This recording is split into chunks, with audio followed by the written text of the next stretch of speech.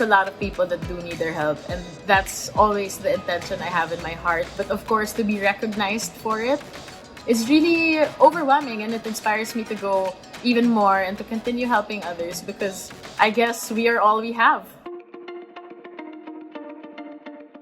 Well, the drive itself started because we saw a lot of calls for help from like a lot of hospitals. At that point, kasi it was really, maybe it's as intense as it is now, basically. So we decided na, okay, how do we gauge which hospital would need more help than the other? Like at this point, like who do we know who to prioritize? And then we decided na we would go for the hospitals that were smaller. We went for, I think, 3 small hospitals first, so that at least we know that we were able to reach out to 3, quantity-wise and all of that. Si Director na Tadaone kasi, she also posted like a list of hospitals that needed help. And then we discussed. Then actually, we reached out to a lot of the hospitals, but not all of them were replying. So really, the ones that replied, those were the ones that we were able to send to. And Chong, kasi diba he's also from Bicol.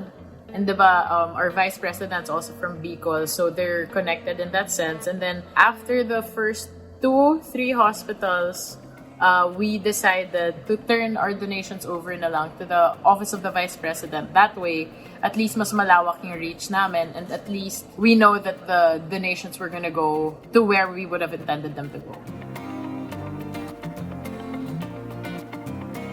Well, I think the biggest challenge was transporting the donations and even getting them to my place. Si Enchong at that point had a quarantine pass, so he would be driving around doing the groceries for his family. So he personally dropped off the donations as well. That made it easier for us. Logistics was a nightmare, like complete nightmare for us. But you know, we were able to work through it kasi nga there's a quarantine pass for Enchong. Whereas I, with my I mean, you can't blame my parents. They had COVID. So they were very strict about me going out at the start of quarantine. What really stood out to me, like a moment, was seeing all these people donate just in general, and them saying thanking us for coming up with the drive and thanking us for the opportunity to help out. And ako naman parang, thank you for helping. Parang it's touching to know that there are people that are willing to help amidst the pandemic.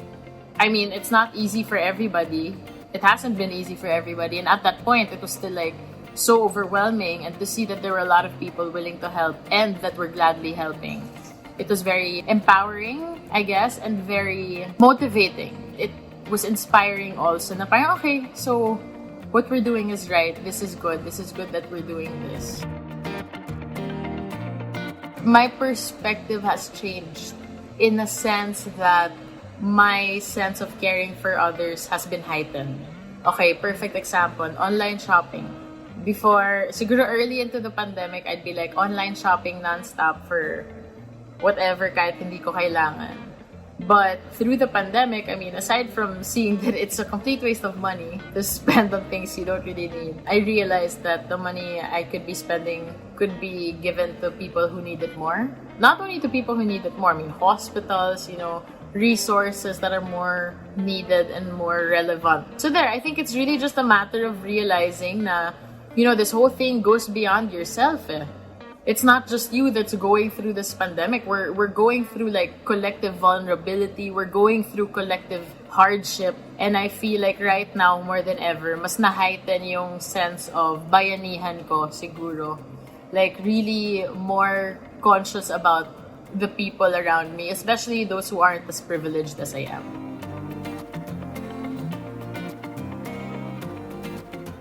You know, I've learned how to meditate even more. Through this quarantine, I realized the power of meditation and really talking to yourself. I have been so reassured by everybody around me na I'm not alone. And I think that's such a big deal, to realize that you're not alone through this pandemic. To realize that everybody's going through the same thing. Like I said earlier, like collective vulnerability, collective pain, you know. It also makes me so hopeful to see that there are so many people willing to help each other. As much as I feel like it's so easy to lose hope, especially towards those people who we should be depending on. It's nice to see that we're all helping each other out, one way or another. I think that's what keeps me going then. You know what I realized now? Like, a lot of the things that are going on are very humanitarian, and it's very necessary given that a lot of people aren't as privileged nga, or a lot of people don't have access to basic necessities, which now include a face shield apparently and masks. So siguro more drives to make sure that those people that don't have access to that are able to get, because apparently it's mandated na rin by law. Number 2, siguro, since everything has been humanitarian, I feel like we should get a move on environmental efforts as well. Considering na, the pandemic, somehow they say Mother Earth healed herself, parang ganon. I feel like that will all be for nothing if we don't start working to make that even more of a thing. Sayang naman yung pag-heal na rin ni Mother Earth, diba? Being somebody who also has a lot of advocacies, I think first and foremost, if you'd like to start your own effort, you should figure out what exactly it is that you deem top priority at that moment when you want to start. Like for instance, us, during the start of quarantine, we saw that there really was a need for it. So we, as much as we wanted to do like a food drive for barangays that need it, we decided then na parang no, right now, healthcare is the priority. So let's focus on that. So first, siguro, figure out what your priority is and what's more needed or most needed at this time. Second, siguro, don't be discouraged if you're doing it alone or if you're a small group, because an individual makes such a big impact on a group. It's like voting. You can easily say that one vote doesn't matter, but it does. And to know that you're doing something about it, that's something that should inspire others as well. And number 3, I guess, I feel like we've also reached the point of donor fatigue.